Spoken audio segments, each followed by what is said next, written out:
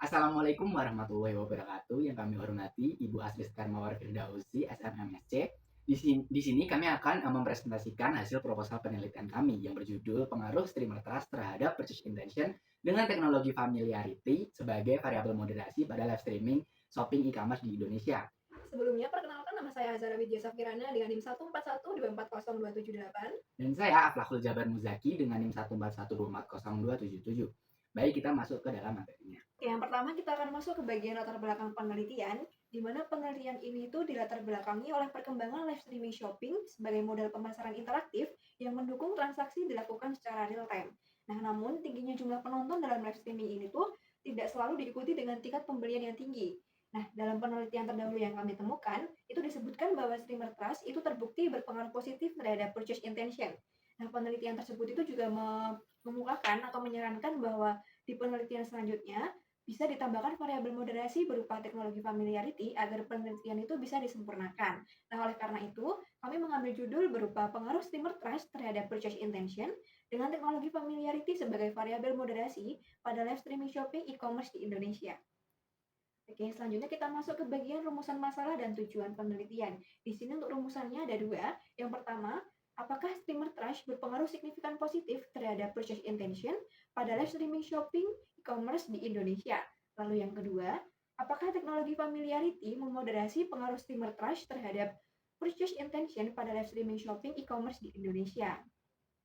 Lalu tujuan penelitiannya juga ada dua. Yang pertama adalah untuk mengetahui pengaruh streamer trust terhadap purchase intention pada live streaming shopping e-commerce di Indonesia. Lalu yang kedua juga untuk mengetahui peran teknologi familiarity sebagai variabel moderasi dalam hubungan antara streamer trust dan purchase intention pada live streaming shopping e-commerce di Indonesia. Oke, selanjutnya kita akan masuk ke bagian manfaat penelitian, di mana di sini kami mengangkat dua manfaat, yaitu yang pertama manfaat teoritis dan yang kedua adalah manfaat praktis. Untuk manfaat teoritisnya sendiri, diharapkan penelitian ini tuh dapat membantu dalam memajukan ilmu pengetahuan di bidang manajemen pemasaran atau marketing, khususnya terkait perilaku konsumen dalam perilaku pembelian terhadap pembelian dalam live streaming shopping di Indonesia. Untuk manfaat yang kedua yaitu manfaat praktis, diharapkan penelitian ini tuh dapat memberikan manfaat bagi pelaku bisnis, pengusaha maupun streamer sendiri dalam merancang strategi yang lebih efektif untuk meningkatkan keterlibatan konsumen dalam pembelian. Oke, untuk selanjutnya kita masuk ke bagian landasan teori. Di sini kami menggunakan 7 teori, yang dimana yang pertama adalah terkait streamer trust. Nah, di sini streamer trust itu dapat meningkatkan kecenderungan konsumen untuk berpartisipasi dalam belanja siaran langsung serta meningkatkan aktivitas belanja mereka. Ini kami ambil dari penelitian yang dilakukan oleh Smith pada tahun 2000. Lalu yang kedua terkait purchase intention, di mana penelitian yang dilakukan oleh Wijaya dan Manas pada tahun 2024 menunjukkan kepercayaan terhadap streamer itu akan berdampak positif pada niat beli konsumen karena mampu mengurangi ketidakpastian konsumen saat melakukan transaksi secara online. Nah, yang ketiga, kita mengambil teori berupa teknologi familiarity yang kami adaptasi dari saran peneliti kemarin itu. Nah, di sini familiaritas teknologi cenderung telah mengubah cara tiap individu dalam bergaya hidup, termasuk dalam melakukan pembelian secara online. Nah, di sini kami mengambil dari penelitian yang dilakukan oleh Kusuma pada tahun 2017. Lalu yang keempat, kita ada mengambil teori terkait live streaming shopping, di mana ini merupakan strategi pemasaran untuk menarik konsumen dengan mempromosikan dan menjual produk melalui model online atau transaksi secara online. Ini adalah penelitian dari Zhong et al. Pada tahun 2022. Lalu selanjutnya adalah teori terkait e-commerce yang merupakan jenis jual beli melalui media digital dan memungkinkan interaksi langsung antara penjual dan pembeli dalam media online. Ini adalah penelitian dari Wong Kit Rueng dari 2020. Lalu yang selanjutnya ada teori digital marketing. Ini merupakan kegiatan pemasaran media digital untuk menciptakan hubungan interaktif dengan konsumen. Nah, yang terakhir kita akan mengangkat teori dari teori stimulus organis response atau teori SOR. Nah, teori ini menyatakan bahwa stimulus dari lingkungan akan mempengaruhi kondisi internal individu yang selanjutnya akan menghasilkan respon dari perilaku konsumen tersebut. Oke, untuk penelitian terdahulunya kami mengambil 5 penelitian, yaitu dari Wijaya dan Manaf, Erlangga, Wang and Go, dan Yang Enli. Nah, variabel utamanya itu nggak jauh dari yang kita ambil, yaitu seputar trust, engagement, purchase intention, streamer trust, experience, hingga teknologi quality. Lalu untuk metode analisisnya juga tidak jauh berbeda, yaitu terkait metode kuantitatif, smart PLS, mixed methods, dan lain-lain.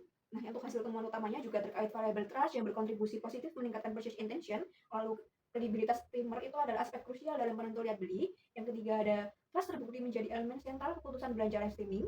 Trust meningkatkan consumer engagement dan purchase intention secara lebih luas.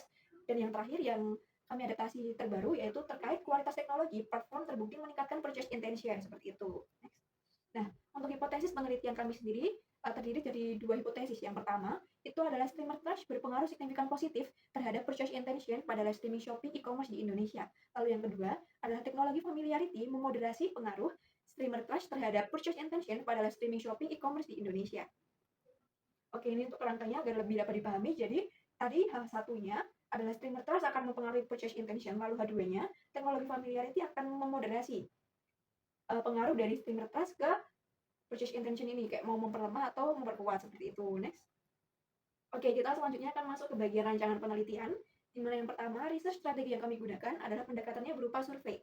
Nantinya kami akan menggunakan pendekatan survei ini dengan menyebarkan kuesioner untuk mendapatkan data dari responden. Lalu yang kedua, research interface yang kami gunakan bentuknya adalah korelasional, karena penelitian kami ini bukan hubungan sebab akibat. Oleh karena itu, kami menggunakan korelasional untuk mengeksplorasi pengaruh yang terjadi antar streamer trust dan purchase intention, seperti itu. Lalu setting yang kami gunakan adalah non-contriver setting. Nah, kami menggunakan kondisi alami tanpa manipulasi atau pengaturan khusus dalam pengumpulan responden berdasarkan pengalaman masing-masing. Jadi kami nggak menggunakan contriver setting karena kami nggak menyeting atau mengatur bagaimana cara kami mendapatkan responden seperti itu. Lalu time horizon yang kami gunakan berupa cross-sectional studies. Nah, karena pengumpulan informasi itu dilaksanakan hanya dalam satu kurun waktu tertentu, secara spesifik gitulah, atau satu tahap pengambilan data dengan tujuan untuk mengidentifikasi keadaan serta korelasi antar variabel pada momen tersebut. Jadi bukan longitudinal, jadi nggak berkesinambungan panjang gitu. Dan yang terakhir, kita menggunakan unit of analysisnya berupa individual. Karena kami melakukan penelitian dengan respondennya itu berupa individu dan ke individu, bukan ke kelompok seperti itu. Lalu kita akan masuk ke bagian objek penelitian. Jadi objek yang kami kaji dalam penelitian kami adalah pelanggan yang pernah melakukan live streaming shopping atau pernah mengikuti live streaming shopping di berbagai platform e-commerce di Indonesia. Lalu untuk waktu penelitiannya kami mengambil secara online penyebarannya pada bulan Juni dan Juli 2026. Lalu untuk populasinya sendiri, kami mengambil para individu yang memiliki pengalaman menyaksikan serta memperhatikan live streaming shopping di beberapa platform tersebut dan pernah melakukan transaksi dalam kurun waktu 6 bulan terakhir, seperti itu. Oke, baik. Selanjutnya kita akan masuk ke sampel dan teknik sampling. Nah, sampel ini sendiri yaitu konsumen yang pernah melakukan interaksi di live streaming shopping e-commerce di Indonesia maupun di TikTok, di Shopee, atau di platform lainnya. Nah, pendekatan yang kami ambil yaitu non-probability sampling. Nah, lebih spesifiknya yaitu purposive sampling. Mengapa pendekatan ini kami ambil? Karena penelitian ini tuh membutuhkan subjek yang benar-benar relevan dan memiliki pengalaman langsung terhadap fenomena yang kami teliti. Oleh karena itu, kami menetapkan kriteria utama pada sampel ini. Yang pertama yaitu berusia minimal 17 tahun. Mengapa 17? Karena di umur 17 itu sendiri mereka sudah mampu mengambil keputusan atau batas usia legal, dia mampu mengambil keputusan sendiri. Yang kedua yaitu pernah menyaksikan acara live streaming shopping. Ya pastinya mereka tuh harus pernah atau melakukan interaksi atau transaksi di live streaming. Yang ketiga, yang terakhir yaitu pernah melakukan transaksi produk melalui live streaming shopping dalam kurun waktu 6 bulan terakhir. Mengapa 6 bulan? Karena mereka tuh agar recall memorinya masih ingat dan masih bisa menjawab kuesioner dengan baik dan benar secara data lapangan. Baik, selanjutnya kita masuk ke data penelitian. Nah, data ini dalam penelitian kami, datanya adalah ada dua, yaitu data primer dan sekunder. Data primer ini sendiri yaitu diperoleh melalui penyebaran kuesioner. Selanjutnya yaitu data sekunder ini sendiri yaitu bersumber dari jurnal, buku, publikasi ilmiah, atau proceeding yang relevan untuk penelitian kami. Nah, selanjutnya yaitu prosedur pengambilan data ini sendiri yaitu menggunakan kuesioner tertutup. Mengapa tertutup? Nah, di sini tuh agar jawaban responden tetap fokus dan terukur. Nah, semua indikator di dalamnya itu beradaptasi dari penelitian-penelitian terdahulu yang terbukti atau valid dan atau reliable. Nah, kuesioner ini selanjutnya disebarkan secara online melalui Google Form. Jadi bisa semuanya disebarkan bisa melalui WA, Instagram, atau yang lainnya. Nah, selanjutnya yaitu pengukuran menggunakan skala Likert. Nah, di Google Form itu sendiri yaitu skala Likertnya dari 1 sampai 5. 1 dari sangat tidak setuju dan sampai ke 5 yaitu sangat setuju. Dan yang terakhir yaitu data terkumpul itu diseleksi untuk memastikan kelengkapan konsistensi sebelum dianalisis. Jadi enggak semua datanya itu dipakai karena kita akan melihat adakah data yang kayak menjawabnya itu inkonsisten, yaitu. Nah, selanjutnya kita masuk ke klasifikasi variabel penelitian. Nah, di sini kan ada 3. Variabel independen ini sendiri yaitu diisi oleh streamer trust, yaitu memberi pengaruh terhadap variabel purchase intention, yaitu di variabel independen. Nah, purchase intention ini sendiri yaitu dipengaruhi oleh tadi streamer trust. Nah, di sini ada yang ketiga yaitu variabel moderasi. Ya ini tuh memperkuat. Jadi di sini fungsinya yaitu memperkuat atau memperlemah hubungan antara streamer trust dan purchase intention, mengusung teknologi familiarity. Next. Oke, baik, kita masuk ke definisi operasional variabel. Yang pertama yaitu streamer trust. Nah, streamer trust ini sendiri kita memakai kode ST. Nah, di sini yaitu tingkat kepercayaan konsumen pada bisa kejujuran, kredibilitas, dan informasi dari streamer di live streaming shopping di Indonesia itu sendiri. Nah, variabel ini diukur melalui 4 item. 4 item pertanyaan dengan skala Likert 1-5 yang bersumber dari Wangguo 2026. Selanjutnya ada purchase intention, yaitu dengan kode PI, yaitu yang mengukur niat atau rencana konsumen untuk membeli produk setelah mereka berinteraksi di dalam live streaming shopping di e-commerce Indonesia itu sendiri. Nah, ini diukur dengan 3 item, 3 pertanyaan, dan menggunakan sama skala Likert 1-5. Nah, indikatornya yaitu bisa keinginan pembeli, pertimbangan, dan niat membeli yang bersumber dari Wangguo juga 2026. Dan yang terakhir yaitu definisi operasionalnya teknologi familiarity dengan kode TF, yaitu mencakup pengetahuan dalam pengalaman praktis dalam memanfaatkan teknologi digital untuk mencari, mengevaluasi, hingga bisa membeli produk tersebut. Nah, ini diukur dengan 5 item, 5 pertanyaan yang berarti dan dengan skala Likert 1-5 yang bersumber dari Herrera dan Blanco 2011. Next, selanjutnya yaitu kita masuk ke uji instrumen. Nah, kita masuk ke uji validitas dulu. Di uji validitas ini sendiri ada 2, yaitu validitas konvergen dan diskriminan. Nah, kita masuk ke validitas konvergen ini sendiri yaitu ada 2 juga.